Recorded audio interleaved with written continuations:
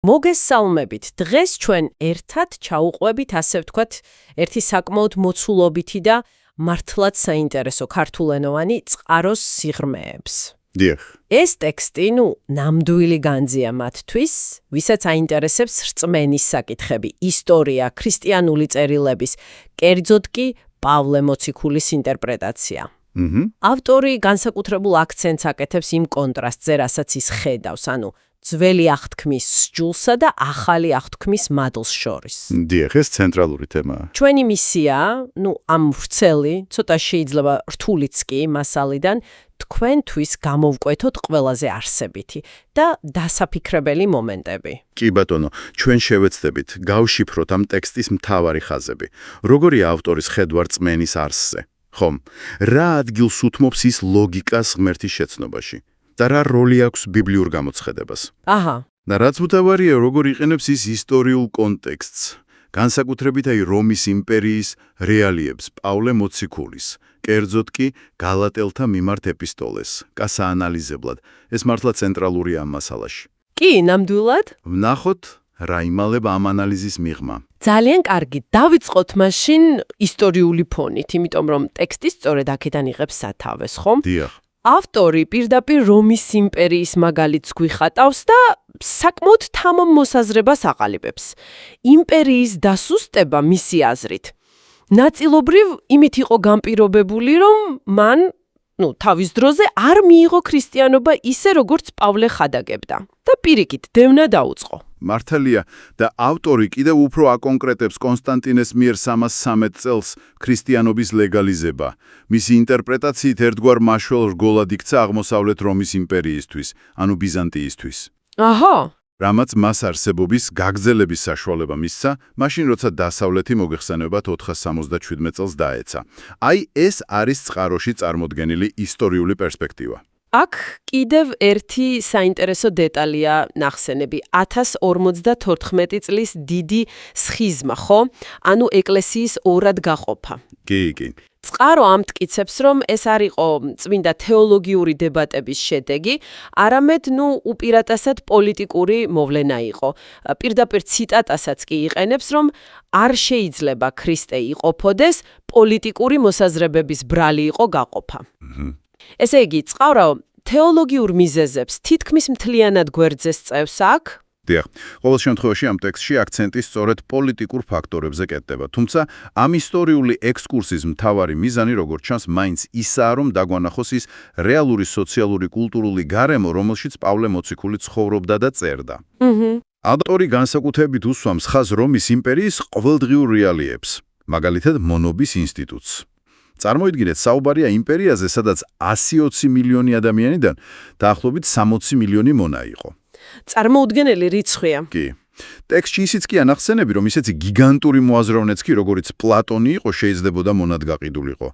ეს მასშტაბი გვეხმარება გავიგოთ, თუ რატომ იყენებდა პავლე მონობის თემას ასე ხშირად თავის წერილებში. გასაგებია, ესე იგი, ეს არ იყო უბრალოდ რაღაც აბსტრაქტული მაგალითები. არა, რა თქმა უნდა. და იგივე ეხება, როგორც ჩანს, რომაული ოჯახის სტრუქტურას, ხომ? მემკვიდრეობის წესებს, რომლებსაც როგორც წყარო ამბობს, პავლე იყენებდა, რათა თავისი ხშირად რთული თეოლოგიური არგუმენტები უფრო, გასაგები და ხელშესახები გაეხადა იმდროინდელი ადამიანებისთვის. ზუსტად. ამ თემას ჩვენ აუცილებლად დავუბრუნდებით, იმიტომ რომ ეს წყაროს ანალიზის ქვაკუთხედია ფაქტობრივად.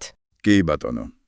მოდით, ახლა გადავინაცვლოთ საკითხზე, თუ როგორ აფუძნებს ავტორი ღმერთის არსებობის იდეას და მისი შეცნობის შესაძლებლობას. საინტერესოა.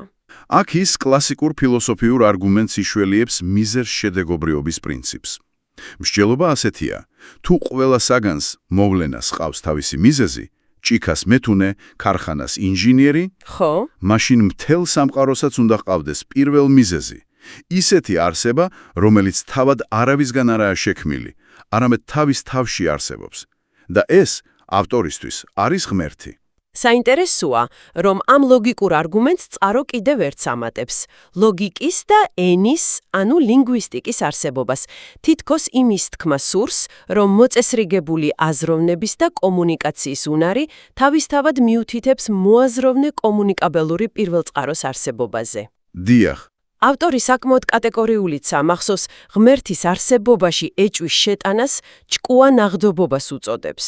კი, ასეთი ფრაზაა გამოყენებული. ნისთვის ღმერთი არაა რაღაც აბსტრაქტული ძალა, არამედ პიროვნება, ვისთანაც კომუნიკაცია შესაძლებელი. დიახ, და სწორედ აქ შემოდის საკვანძო მომენტი. როგორ ხდება ეს კომუნიკაცია და ღმერთის შეცნობა? წყაროს მიხედვით ეს შესაძლებელია არამხოლოდ მისტიკური განცდებით ან ემოციებით. რასაც ის გარკვეულწილად აკრიტიკებს და აღმოსავლურ რელიგიებს ზოგ შემთხვევაში კი მართლმადიდებლურ და 50-იანელურ პრაქტიკებს მიაწერს. განცდაში რაც შემოდის ახტე, დახტე, აი ასეთ ფრაზებს იყენებს. ანუ ემოციურ მხარეს აკრიტიკებს. უფრო სწორად, მხოლოდ ემოციაზე და განცდაზე დაფუძნებას. ის ამბობს, რომ შეცნობა ხდება უპირველეს ყოვლისა ლოგიკური გააზრებითა და გამოცხადებით, კონკრეტულად კი ბიბლიით, რომელიც 66 წიგნისგან შემდგარ დასრულებულ გამოცხადებად მიიჩნევა. ანუ ავტორის ლოგიკა ასეთია. თუ ღმერთი მოაზროვნე და კომუნიკაბელურია, მასთან ურთიერთობაც გააზრებული უნდა იყოს. დიახ. მაგრამ აქ ერთი მნიშვნელოვანი დათქმაა, ხომ? წყარო ამტკიცებს, რომ პირდაპირი, ასე თქვათ, ხმოვანი კომუნიკაცია ღმერთთან. კი ბატონო.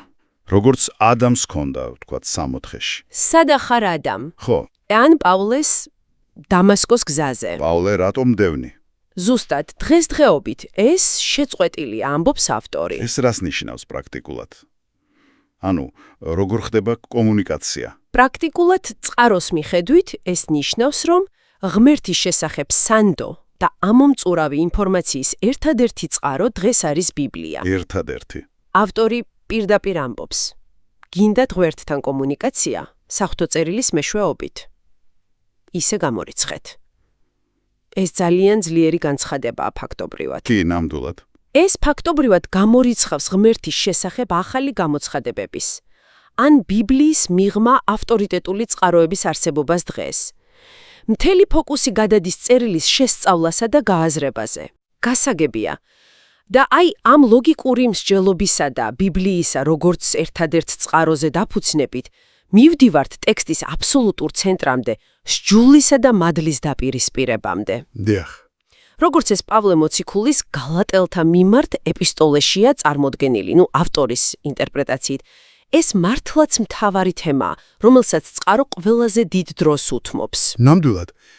ავტორი იწყებს პავლეს მიერ გამოყენებული ერთი ძალიან საინტერესო ანალოგიით. სჯული, ანუ ძველი აღთქმის კანონი, იყო პედაგოგი. პედაგოგი.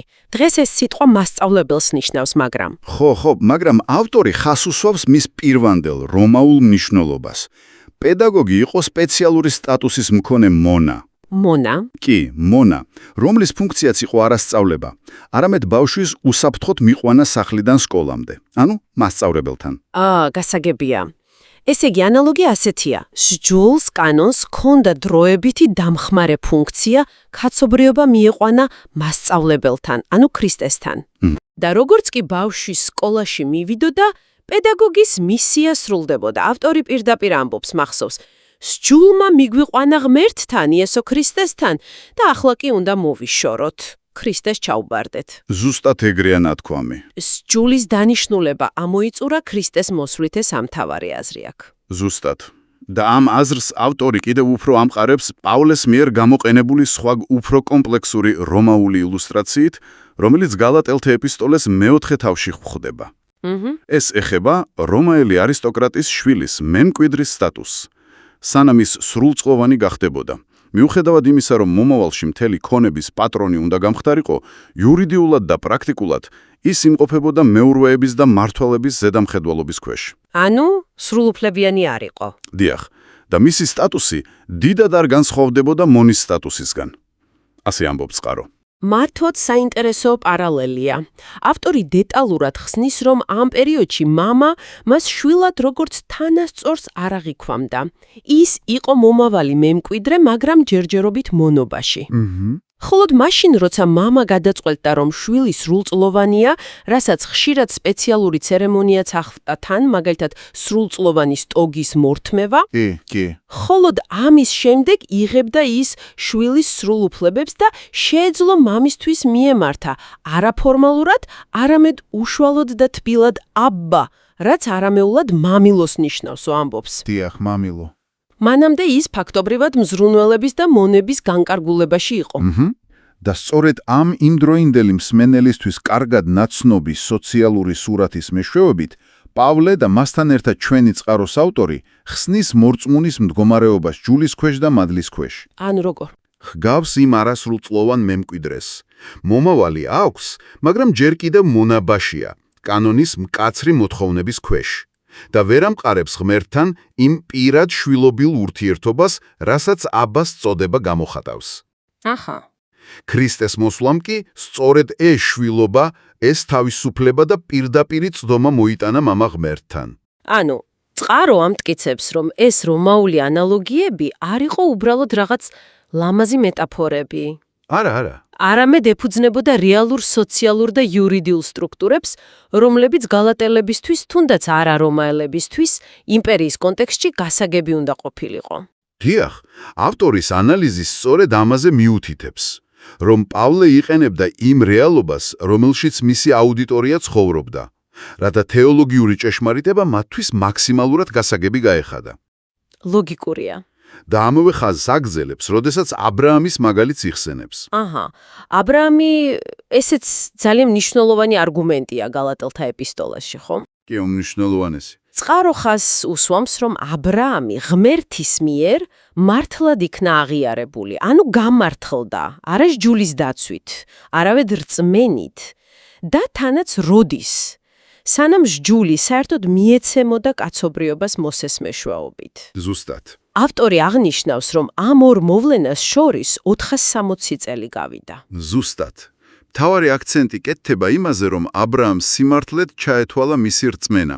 ის ფაქტი, რომ მან ირწმუნა ღმერთის დაპირება შთამომავლობის შესახებ. მიუხედავად ყველაფრისა, კი, მიუხედავად იმისა, რომ ბიოლოგიურად ეს შეუძლებლად ჩანდა და არც კი იცოდა ღმერთის საით მიუძღვებოდა, არა მისმა საქმეებმა, არამედ მისმა რწმენამ განაპირობა მისი გამართლება. გასაგებია. ეს კი ძირს უთხრის იმ იდეას, რომ ღმერთთან მისაღებობა მხოლოდ კანონის ზედმიწევნი დაცვით მიღწევა. და კიდევ ერთი ძლიერი ილუსტრაცია, რომელსაც წყარო განიხილავს, არის აგარისა და სარას ალეგორია, ასევე გალატელთა ეპისტოლედან. ეს ამბავი ალბათ ბევრს მენია, მაგრამ აქ მას კონკრეტული თეოლოგიური დატვირთვა ეძლევა. დიახ, წყარო დეტალურად შლის ამ ალეგორიას. აგარი, აბრაჰამის მონახარჭა, ისმაელის დედა. პავლის და შესაბამისად წყაროს ინტერპრეტაციით განასახიერებს ჯულს, ის სინას მთასთან ასოცირდება, სადაც ჯული მიეცა ისრაელს და შესაბამისად მონობასა და წყევლასთან არის დაკავშირებული. და სარა? ხოლო სარა, აბრაჰამის თავისუფალი ცოლი, ისააკის დედა, განასახიერებს მადლს, თავისუფლებასა და აღთქმას, რომელიც რწმენით მიიღება. და არა მხოლოდ ეს, მახსოვს წყარო ყურადღებას ამახვილებს ისმაელსა და ისააკს შორის არსებულ კონფლიქტზეც. კი. ეს ფაქტი, რომ ისმაილი დასცინოდა ისააკს, წყაროს მიხედვით სიმბოლურად გამოხატავს სჯულის მიერ გზის მიმდევრების მიერ მადლის მიერი, ანუ რწმენის გზის მიმდევრების დევნას. ზუსტად.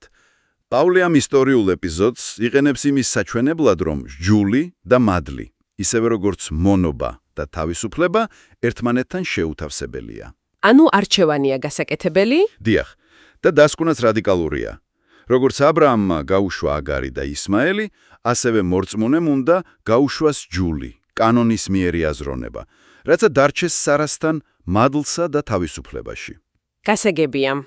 წყარო ამით ხაზს უსვამს, რომ პავლეს გზავნილი გალატელებისადმი იყო არა კომპრომისი, არავეთ მკაფიო არჩევანი მადლის სასარგებლოდ. გასაგებია. ეს ძალიან ძლიერი არგუმენტაცია, რომელიც ჯულის როლს აბსოლუტურად განსაზღვრულ ისტორიულ ჩარჩოში აქცევს. და ამ ყველაფრიდან გამომდინარე, ლოგიკურია, რომ წყარო გადადის თანამედროვე რელიგიური პრაქტიკის კრიტიკაზე. დიახ. განსაკუთრებით იმ ფორმებზე, რომლებიც მისი აზრით ამ ჯულის მიერ აზროვნებას აცოცხლებენ. დიახ. აქ ავტორის საკმაოდ პირდაპირია. ის აკრიტიკებს იმას, რასაც ის აღიქვამს როგორც გადაჭარბებულ დაყრდნობას რიტუალებზე, საეკლესიო ნივთებზე, მათ შორის ხატებზე, ხატი როგორც ტექსტში ანახსენები. და ზოგადად გარეგნულ ფორმებზე, ნაცვლად იმისა, რომ აქცენტი გაკეთდეს შინაგან, გააზრებულ რწმენაზე და ბიბლიური გზავნილის არსზე. ის პირდაპირ იყენებს პავლეს რიტორიკულ კითხვას გალატელებისადმი, ხომ? სულით დაიწყეთ, ხორცით ამთავრებთ. კი, ზუსტად ეგ კითხვაა. და ამ კითხვას უკავშირებს იმ თანამედროვე პრაქტიკებს, სადაც მისი აზრით ფორმალობა და რიტუალი ანაცვლებს პირად ცოცხალ ურთიერთობას ღმერთთან. რაც შეეხება ხატებს, ავტორის პოზიცია ასეთია. როგორც მატერიალური საგნები, ისინი თავისთავად ვერ დაგვეხმარებიან, პასუხს ვერ გაგვცემენ. ნუ, ლოგიკურია, საგანია. ხო, და მათზე ზედმეტი დაყრდნობა შეიძლება შეცდომაში შემყვანი იყოს. ის ამატებს, რომ სატანას სარგებლობს ამით, რათა ადამიანები ილუზიებში ამყოფოს და ჩამოაშოროს ღმერთთან პირდაპირ პიროვნულ კომუნიკაციას. წყაროს პერსპექტივით ჭეშმარიტი ლოცვა და ღვთისმსახურება არის პირდაპირი გააზრებული კომუნიკაცია რეალურ პიროვნულ მომსმენ ღმერთთან. ანუ ისევ კომუნიკაცია. დიახ, ეს კომუნიკაცია ავტორის მტკიცებით ეფუძნება წმინდა წერილში გამოცხადებულ ჭეშმარიტებას და მისდამირ რწმენას. ამ მოდელში არ რჩება ადგილი მატერიალური საგნებით, როგორიცაა ხატები ან ადამიანური იერარქიით შუამავლობისთვის, როგორც აუცილებელი პირობისთვის. გასაგებია. ეს პირდაპირ ეხმიანება გალატელთა მთავარ თემას. რწმენისთვის რიტუალური წესების ან კანონების დამატება ავტორისთვის იგივეა, რაც ჟულის მონობაში ნებაყოფლობით დაბრუნება. აქ კიდევ ერთი საინტერესო კრიტიკული შენიშვნაა. ავტორი ახსენებს მართლმადიდებელ პროტესტანტებს საქართველოში. ეს ცოტა უცნაური ტერმინი ხო არა? კი, ცოტა უცნაურად ჟღერს. ტექსტიდან ჩანს, რომ ავტორი ამ ტერმინით გულისხმობს იმ ჯგუფებს ან ინდივიდებს, რომლებიც ფორმალურად თავს პროტესტანტულ მიმდინარეობებს მიაკუთვნებენ, მაგრამ პრაქტიკაში მისი აზრით ზედმეტად დიდ მნიშვნელობას ანიჭებენ რიტუალებს, ფორმალურ წესებს, შესაძლოა იერარქიულ სტრუქტურებსაც. ანუ ფორმალურ მხარეს. დიახ, რითიც მისი შეფასებით ემსგავსებიან იმ ფორმალურ მიდგომებს, რომლებსაც ის მართლმადიდებლურ ტრადიციაში აკრიტიკებს. გასაგებია. ამასთან ავტორი კატეგორიულად უსვამს ხაზს იმას, რომ რომელიმე რელიგიურ ორგანიზაციაში ფორმალური გაწევრიანება, იქნება ეს მართლმადიდებლური, კათოლიკური თუ პროტესტანტული, თავისთავად არ ნიშნავს ხსნას. ანუ წევრობა არ შველის. მისი აზრით არა. თავარი მისი მტკიცებით არის ქრისტესთან პირადი ინდივიდუალური შეხვედრა, რომელიც წმინდა წერილის შესწავლითა და მისი მეშვეობით ხდება. გასაგებია, ეს საკმაოდ რადიკალური და შიდა კრიტიკული პოზიციაა. და ბოლოს წყარო კიდევ ერთ გლობალურ თემას ეხება, კაცობრიობის განვითარებას, პროგრესს და ესკატოლოგიას, ანუ მოძღვრებას სამყაროს აღსასრულის შესახებ. დიახ, ავტორი საუბრობს იმაზე, რასაც ჩვენ ადამიანურ პროგრესს უწოდებთ ტექნოლოგიურ მიღწევებს, ინდუსტრიალიზაციას, ქარხნები როგორც ის ამბობს. და მას საკმაოდ სკეპტიკურად, პოტენციალურად ნეგატიურადაც კი აფასებს, როდესაც ეს პროგრესი ღმერთის გარეშე, მისი მორალური კანონების იგნორირებით ხდება. მისი არგუმენტი ასეთია, ხო? ასეთი პროგრესი, რომელიც მხოლოდ მატერიალურ კეთილდღეობაზეა ორიენტირებული და სულიერ ფასეულობებს უგულებელყოფს, საბოლოოდ მიგვიყვანს გარემოს განადგურებამდე? დავანაგვიანეთ, დედამიწა ამბობს ის. კი, მახსოვს. მორალურ დეგრადაციამდე და საბოლოო ჯამში გლობალურ კატასტროფამდე. ამჟამინდელ მდგომარეობას ის ადარებს წარღვნამდელ ცივილიზაციას. დიახ, რომელიც მისი თქმით შესაძლოა ტექნოლოგიურად განვითარებულიც კი იყო, მაგრამ უკიდურესი უზნეობისა და ღმერთის უარყოფის გამო განადგურდა. საინტერესო შედარება. აქედან გამომდინარე, წყარო წარმოგვიდგენს საკმაოდ კონკრეტულ ესკატოლოგიურ სურათს. კაცობრიობის ამჟამინდელი, ღმერთისგან დამოუკიდებელი პროგრესის ტრაექტორია მიდის აპოკალიფსური კატასტროფისკენ. და მერე? ამ კატასტროფას კი ბიბლიური წინასწარმეტყველების თანახმად, რომელსაც ავტორი ერგნობა, მოხვება ქრისტეს მეორედ მოსვლა და მისი 1000 წლიანი მეფობა დედამიწაზე. 1000 წლიანი. დიახ, რომლის ცენტრიც იერუსალიმი იქნება. ამ კონტექსტში ავტორი კატეგორიულად უარყოფს იმ იდეას, რომ კაცობრიობა რეალურად პროგრესირებს. პირიქით, არგუმენტად მოყავს ადამიანის სიცოცხლის ხანძრილობის დრამატული შემცირება წარღვნის შემდეგ. 900 წლიდან 60-80 წლამდე. კი, და ამას რეგრესის და არა პროგრესის ნიშნად მიიჩნევს. და ამ ესკატოლოგიურ ხედვასთან დაკავშირებით საინტერესოა, როგორ ეხმაურება ავტორი საქართველოს გაბრწყინების იდეას, რომელიც ქართულ საზოგადოებაში, საკმაოდ პოპულარულია. როგორც ჩანს, ის ამ იდეასაც თავისებურად განმარტავს. დიახ, ის სრულიად უარყოფს ამ ფრაზის წმინდა პოლიტიკურ, ნაციონალისტურ ან მატერიალურ ინტერპრეტაციებს. აბა როგორ ესმის? მისი მტკიცებით, ბიბლიური გაგებით ჭეშმარიტი გაბრწყინება არის არა რომელიმე ერის პოლიტიკური ან ეკონომიკური აღზვევა, არამედ სულიერი მდგომარეობა. სულიერი. დიახ. ეს მდგომარეობა კი დაკავშირებულია იესო ქრისტეს როგორც პირადი მხსნელის მიღებასთან. და ეს ეხება არა მხოლოდ საქართველოს, არამედ ნებისმიერ ადამიანს, ნებისმიერ ერს.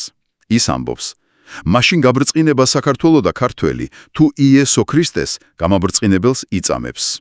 გასაგებია. მისთვის ეს გაბრწყინება მომავალი, სულიერი და გლობალური მოვლენაა, რომელიც ქრისტეს მეორედ მოსვლასა და მის 1000 წლიან მეფობას უკავშირდება. მართლაც შთამბეჭდავი და საკმაოდ კომპლექსური ანალიზია წარმოდგენილი ამ ერთ წყაროში. მოდით შევეცადოთ, მოკლედ შევაჯამოთ ის მთავარი აზრები, რომლებსაც დღეს შევეხეთ. კი ბატონო. ჩვენ დავიწყეთ ადრეული ქრისტიანობის ისტორიული კონტექსტით რომის იმპერიაში, როგორც ამას ავტორი გვიხატავს. შემდეგ ვნახეთ მისი არგუმენტები ღმერთის არსებობისა და მისი შეცნობის გზების შესახებ, სადაც ლოგიკასა და ბიბლიურ გამოცხადებას ცენტრალური ადგილი ენიჭება.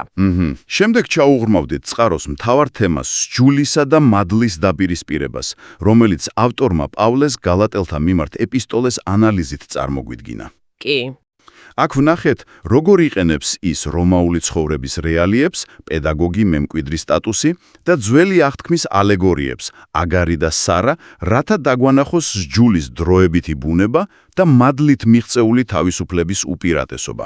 და ბოლოს ვამიხილეთ ავტორის კრიტიკული დამოკიდებულება თანამედროვე რელიგიური პრაქტიკის იმ ფორმებისადმი, რომლებიც მისი აზრით გარეგნულ რიტუალებსა და ფორმებს აყენებენ წინ შინაგან გააზრებულ რწმენასა და ღმერთთან პირად კომუნიკაციაზე.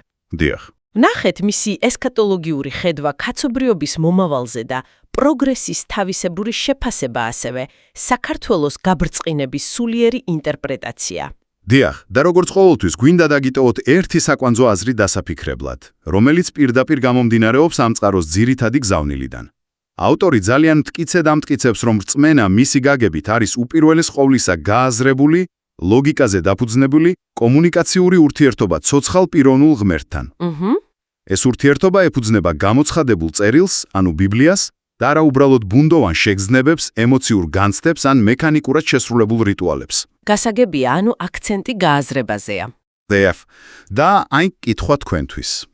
როგორ ფიქრობთ, ამ განსხვავების ერთი მხრივ გააზრებულ, წერილზე დაფუძნებულ კომუნიკაციასა და მეორე მხრივ უპირატესად განცდაზე ან რიტუალზე დამყარებულ პრაქტიკას შორის გაცნობიერებამ შეიძლება შეცვალოს თქვენი პირადი დამოკიდებულება რწმენის, სულიერების ან თუნდაც რელიგიური პრაქტიკის მიმართ? საინტერესო კითხვაა. მიუხედავად იმისა, როგორია თქვენი დღევანდელი მსოფლმხედველობა ან გამოცდილება. დაფიქრდით ამაზე.